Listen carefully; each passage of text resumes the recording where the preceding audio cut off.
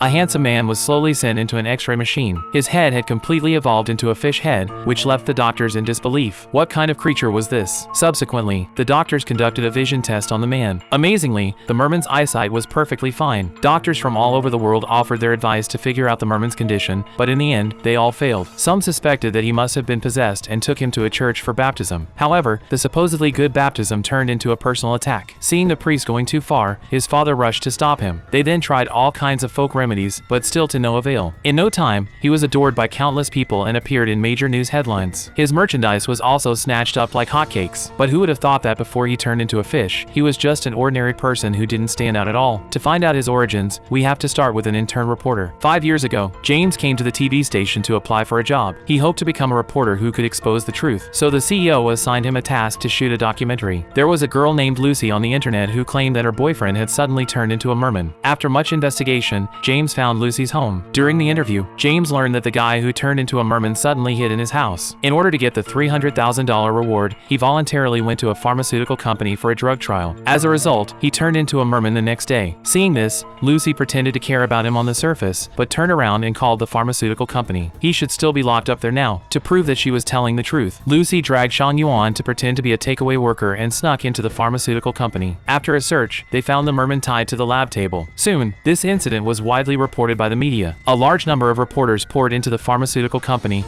criticizing these experiments as inhumane. Just as he was about to conduct further interviews, the merman's father interrupted the interview. He had already found a lawyer and was preparing to sue the pharmaceutical company. Soon, the doctor in charge of developing the drug made a public apology. He explained the working principle of the experimental drug. By combining human and fish cells, a protein that continuously generates energy can be obtained. If the research is successful, it can solve the food crisis. They also accidentally discovered that this protein has a very good inhibitory effect on cancer cells, although the doctor did not deliberately showcase these effects. When these words reached the ears of the media, they turned into a magic drug that could keep you full for 3 days after eating a bite and cure cancer. For a while, the media hyped and promoted it. The doctor's apology turned into a publicity event for the new drug. This movie is called Sudden Mutation. It's a very good movie. I give it 5 stars.